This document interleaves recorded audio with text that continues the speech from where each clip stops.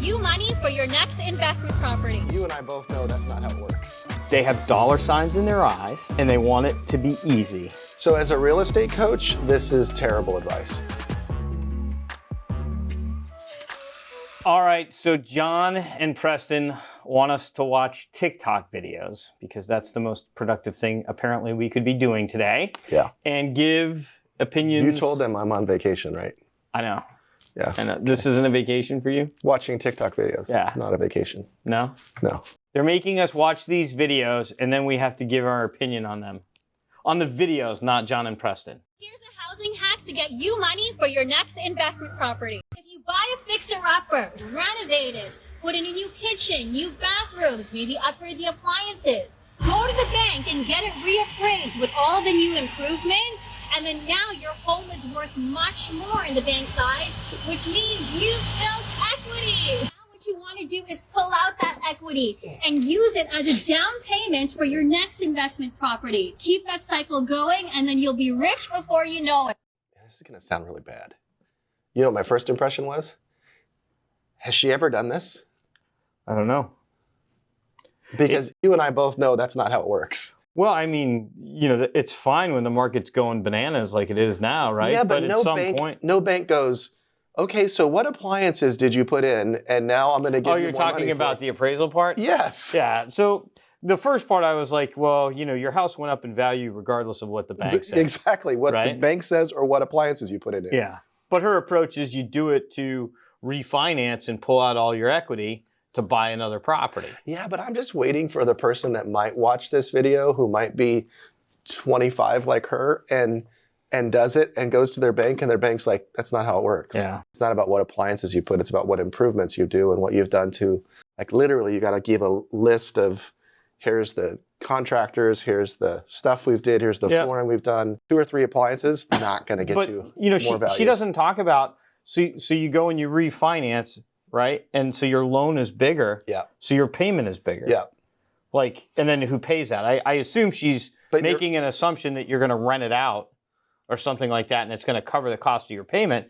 But if you go and you take that cash to buy another one and get another loan, now you have a bigger loan on the first property, you have a loan on the second property. Somebody's got to pay those. Yep. And that's what happened with the big crash before. That's it's exactly like what somebody had to pay for them.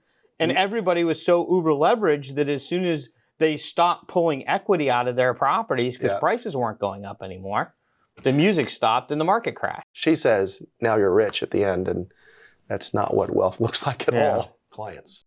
Here's why you don't need to go to fancy networking or social events to meet clients. Your goal is likely to meet local clientele, so go to places like breakfast spots in the morning, early though, like 7, 8. These types of places often have regulars who come every single morning, so if you come every single morning, you'll be able to meet them and possibly make a connection.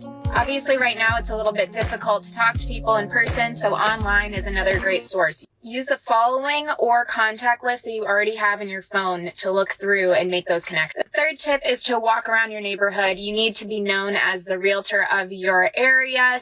So if you see the same people over and over again, you can also make a connection there. So as a real estate coach, this is terrible advice. The people on our team that crush it, their objective isn't to make connections. Their objective is to serve. Like this just sounds like I'm going to go out there and I'm going to do what's going to help me. Mm-hmm. And the people that I know that are uber successful in this business are the ones that go out there and they're not trying to make a connection in terms of, I want to find somebody that's ready to sell their house. They're out there looking to serve. I love that advice. And I think that if you were going to take her tips and make them work, it would be this no different than saying, go play your guitar on the corner and spin a sign that says, want to talk about real estate. The real issue here is this is all about contact and not about relationship. Quantity versus quality. Mm-hmm. Buy a building with none of your own money. Seller financing. Owner financing. Vendor take back. Follow this guy to learn how. I mean, it's clever. He's definitely his personality. It's entertaining. Yeah, definitely entertaining. Are you going to say it or should I say it? Who's going to do seller financing in this world? Who's going to... Like, it's so competitive. What vendor takebacks do you see in this world? equity is going up, people have room, they're going to sell it before a vendor's going to take it back. Yeah. Owner financing, they'd be like, why would I ever? Now, you and I see special projects and development deals that you're going to have an owner take back, or owner financing or carry back, but not in regular purchasing, not an investment property. I feel like he read a blog and. Well, don't you feel like you're watching an infomercial? Yeah. Like, here's what I know, and it's not much, but if it's super simple and super easy and it's a hack, it's probably bull, you know what? Right? You don't say that on this show. Bull crap. Bullsh crap. Bullsh crap. Bullsh crap. Right? You know I say it a lot because you saw the video the other night with all the bleeps. Bullshit crap. Yes. It's a new word. Yes. It's here. But like, why are we always looking for a hack? Why are we always looking for the easy way? Trying to hack the system. Why don't you save money and buy a house? I'm really looking forward to what she's going to say with that expression. Talking to them. She's not saying much. Pull up the single turn up. She's singing. Talking to them. Pull up the single turn up. Is this a joke? They Talking having to us. them. All right, next video. How long did it take you to close your first real estate deal? Years. I mean, like, seriously. Deal. Still working on it. This is 30 days. You're worried about her license. I actually have them lined up before I got my license and closed it days after. Cool. License. 3 months. You got your license. 2 months. 1 month. 1,440 hours. No, hold on. How long did it take you to close your first real So the first couple of people, you got to wonder, why are they still there? I love Years? the fact that it says hustle behind her. I actually loved the guy that was in the ball cap and the T-shirt who said I lined him up before I was licensed, was ready to go. To me, if somebody's getting into the business and they're joining a team like yours, and there's a great training program, a level of expectation, there's no reason why they shouldn't have their first deal lined up within 2 months. The one thing that I think is a little bit different of our market is it's a transient market. So a lot of the deals that, you know, if somebody gets a lead on my team today, those people might not come to town for a month or two. Right. Right. And so we look at it like, if we don't have a first deal in 6 months, we need to start talking. There's something going on. You should be able to close a deal in 6 months. If the stars are aligned, I think you can do it in 2 or 3. Okay. Most of the buyers that we're working with, when we first make contact, they're not here yet. I could probably see that to be true, especially when it's summertime and it's harder to get into properties here and they're being rented out. But when it's the peak of the market and there's not a lot of rentals happening, it seems like you should be able to. Well, except for the fact that we'll get a call that goes like this: hey, I'm thinking about buying something in Hilton Head. We're coming in February. Got it. And now it's December. Yeah. Right. So you got to wait for them to get here and then start the process. Now you can do, a lot of work before they get here, but depending on how many times they visited the island, you might be spending your entire first day with them, showing them the area and not really showing them houses. All right. Yeah. Still, years, really? Yeah. Years? Oh my God, what in the how could somebody do this? This just doesn't, oh, that makes sense. Oh, they're making fun of Rocket Mortgage. Oh my God, what in the how? Yeah, so I could definitely see that coming from an online lender. Yeah. Right. Happens all the time. And despite us being like, hey, listen, we don't have really good experience with these type of situations. You're better to work with a local lender. We have nuances in our market like flood insurance and gated communities, and having a local lender that understands the marketplace is going to put you in a huge advantage. This usually shouldn't happen, right?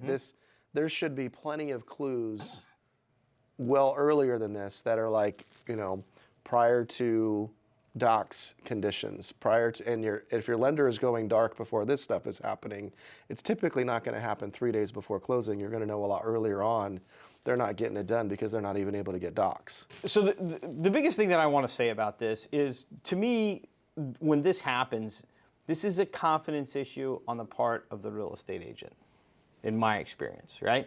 You've got to be able to look somebody square in the eyes and say, do not do this. You're going to waste both of our time here. You mean to the buyer earlier on? Yes. With the lender?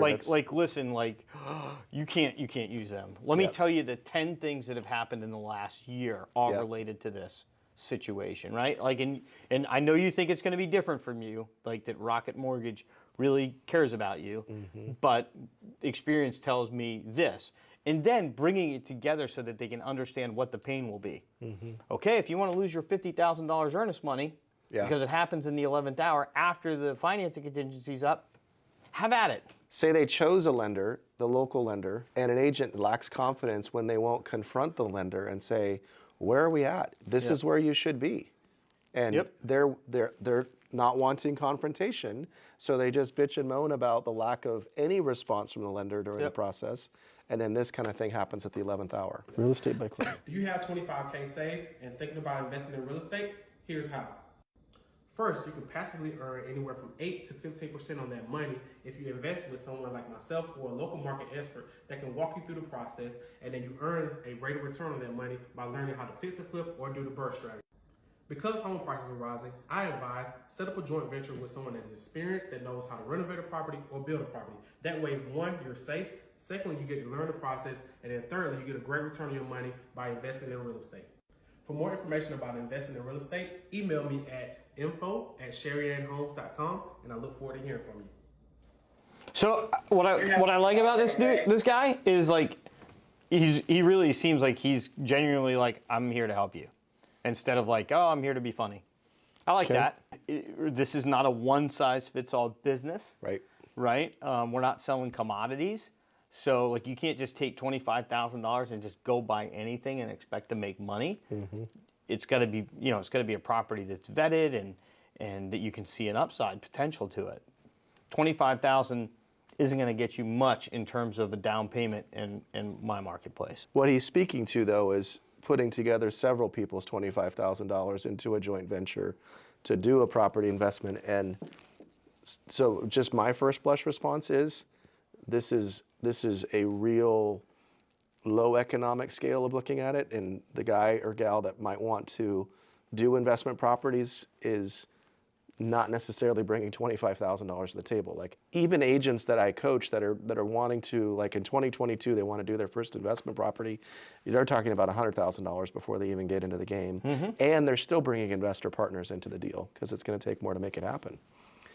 Your average sales price and even my average sales price, which is around $400,000, requires a lot more than a $25,000 investment to make it happen. He's saying that there's going to be more than one principal in the deal. But I think, if you add what you said to it, okay, what's the deal? Yeah. What's the property? What's it need? What's Who's the upside? Who's investing with me? If we got to, dip back into Who's our doing the work? What kind of work have you done before? Have you ever renovated a property? Oh, yeah. It came in right on budget, right? Oh, no. Right? So what happens? Or right on time. Yeah, exactly. So what happens if everybody has to reach into their pocket for more money and you're capped at your 25? All right, so this guy's got a rubber duck on his Oh, I hand. like this one. You know why I like this one? You like ducks? Because it's the last one. I hear you. Let your clients see you sweat. Be like that duck on the lake, nice and calm on the surface, paddling like crazy underneath.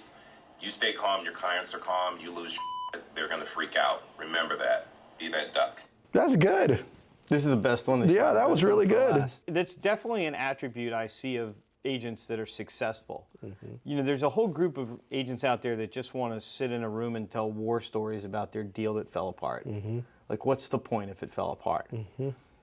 It's the ones that in the heat of the battle, they might need to vent to their peers in our team room about what's happening, but then they get focused on solutions, not just on complaining about what's going on. So sometimes the most difficult deals are the ones that in the end are the most satisfying. I think about the work ethic of some of your team members that I've observed that show up early, get things done, smile on their face, but they're working their ass off behind the scenes, and the numbers, the results show it. Yep. And they don't look all disheveled when the deal closes. I can't think of a business that has the upside earning potential that this business has, right? If it was super easy, then people wouldn't fail at this business. But we know the success of this business, the success rate is so low for real estate agents. Yep. And it's because they're watching these videos about how to hack it. And there's no way to hack it. It's getting up early, working your ass off, staying focused, not letting outside influences change the result of the transaction and pushing through. But there's a hint here about his duck analogy that it's the measure of the person. Like, yes, you got to work hard. You got to paddle like crazy underneath the water. But the mindset of that person, the perseverance of that person, there's a character that you just can't teach this stuff. So the way somebody might carry themselves is not something you're necessarily walking through their first 30 days of training and they now carry themselves better. That's right. They're coming into this with that high level of character, those values that I think you're looking for. I mean, I think so many people don't make it in this business because they have dollar signs in their eyes and they want it to be easy. They want it to be doing this with a business card. Yeah. And now I'm successful. Yeah. Right? And it has nothing to do with that. And so I think if you walk in and you say, this is going to be hard and I'm going to have to grind, and I'm going to put this deal together. Got it. And I'm going to be so proud of the deal that I put together.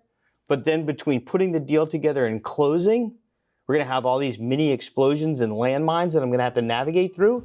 And I know it going in. And I know that solving each of those things takes me one step closer to the promised land, closing. Yeah. Like, then you can deal with the adversity much more and you can be the calm duck above the water.